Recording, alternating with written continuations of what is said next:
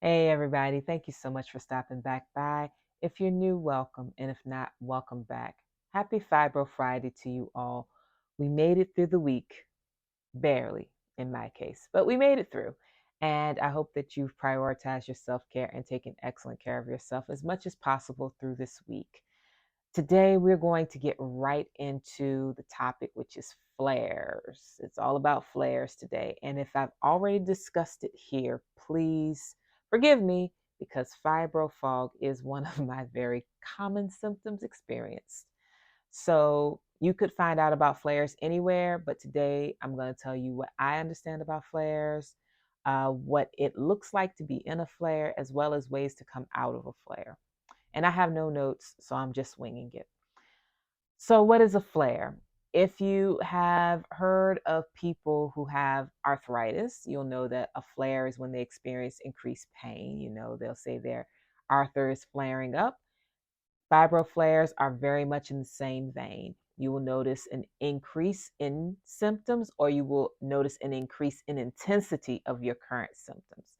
So, anyone who's been diagnosed with fibromyalgia that knows a little bit about it from this channel or somewhere else knows that there are a ton of symptoms, too many for me to name in a single video. I would have to have like a roll of credits basically running by the side of my face if I were to tell you all the different symptoms that could be attributable to fibromyalgia.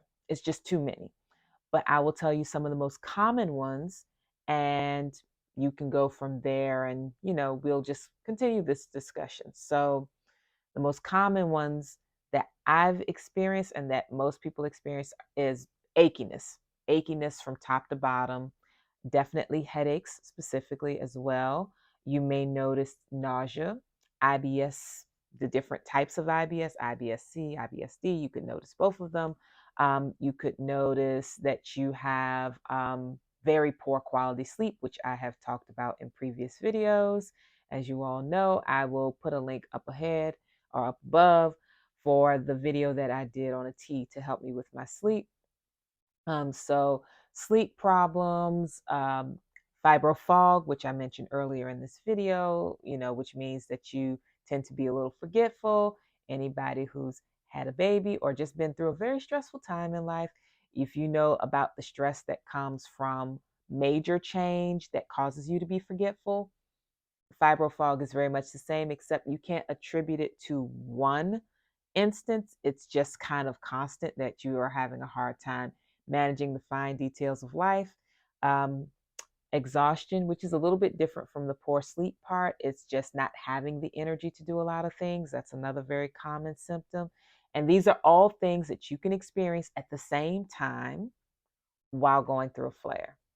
So that means if you're going through a flare, the way this normally looks is you might be a person who experiences on average 3 or 4 symptoms. Maybe your normal symptoms are headache, body ache, sensitivity to certain textures, and nausea.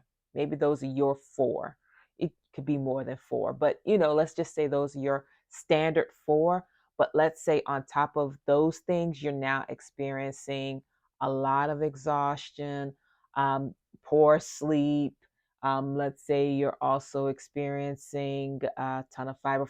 Like, let's say that you just go from 4 symptoms to 8 or 9. That could be a flare. Or perhaps you are experiencing your same symptoms, but they are way more intense than normal.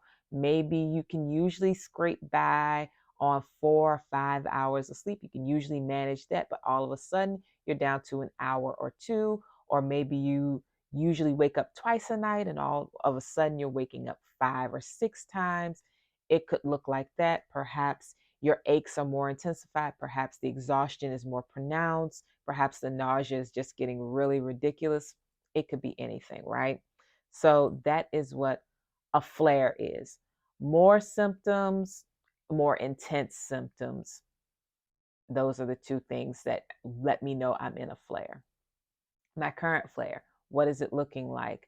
Definitely very achy from top to bottom, tired a lot, not able to complete my normal physical activity because I'm really, really exhausted, way more than normal. My normal step count has dropped down ridiculously, but I'm still moving, which is good.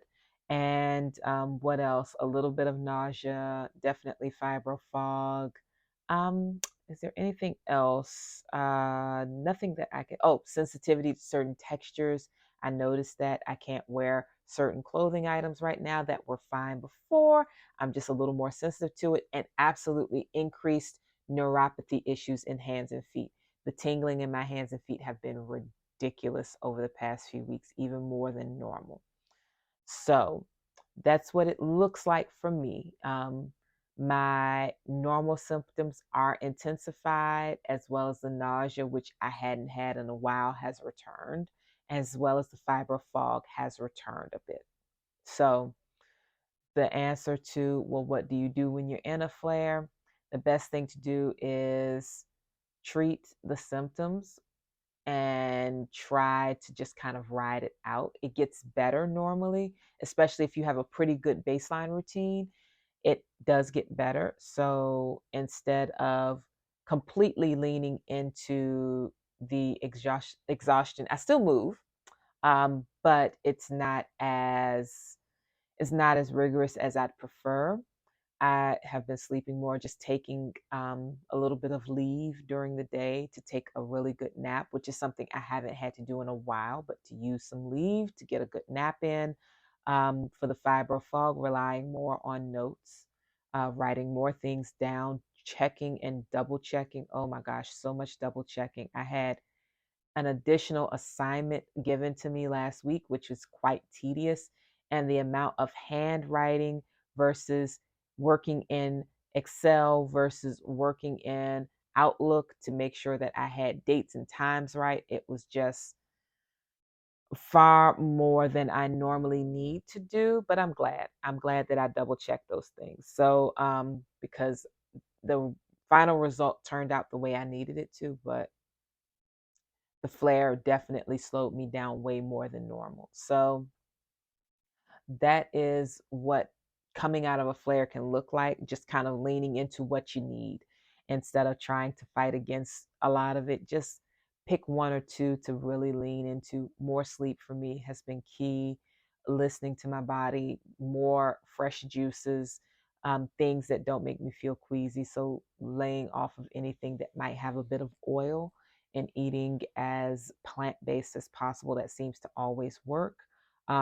More fruits and veggies, raw fruits and veggies, that is, and lots and lots of rest, which is not feasible for everyone, but for me, it's been good. One thing that has been giving me a much deeper sleep, which has been helpful, is low dose naltrexone. Yes, I do have it.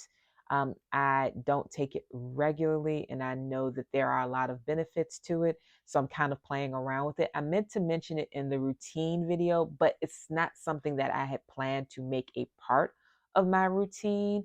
I tried it, but I'm not committed to it. But I do notice that it absolutely knocks me out when I take it. So I took some last night and it gave me a really good deep sleep. I'm still achy, but it gave me a better sleep, and it was an alternative to my tea, which I didn't really have time to prepare because it takes a while to prepare that soursop tea. You have to boil it for 45 minutes, and you have to kind of mentally prepare and get the things to do it. Even though it's just water and leaves, you have to have leaves. You have to remind yourself, give yourself an hour, because for somebody like me, I might start boiling it and say, you know what, I'm really tired. I need to go lay down, and the tea won't get made. So just taking low dose naltrexone cuts through that, gives me what I need to go to sleep. And it's a shortcut for me, but it's not a part of my regular routine at this point. If it does become a part of my regular routine, I will make a Fibro Friday video on that. So yeah, that's it. That's what a flare is. That's what I am currently experiencing as far as my personal flare right now.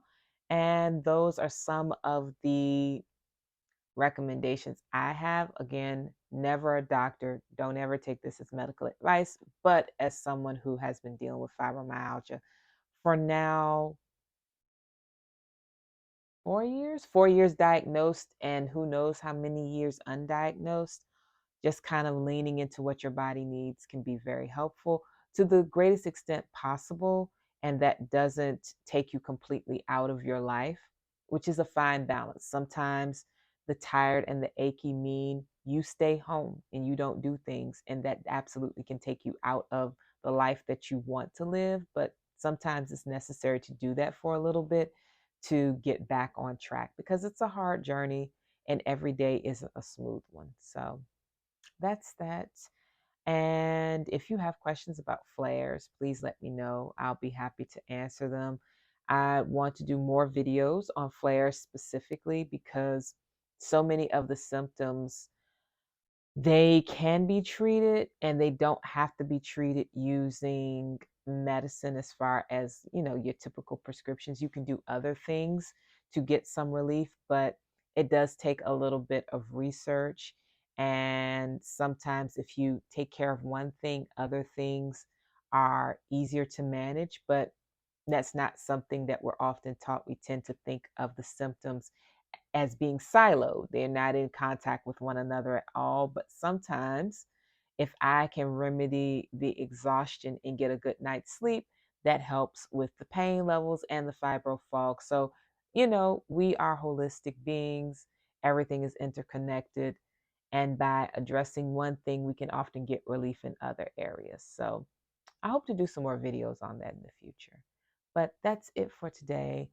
Please continue taking care of yourselves. Have a great weekend. I will be resting as much as possible, hopefully. And I will talk to you all soon. Bye bye.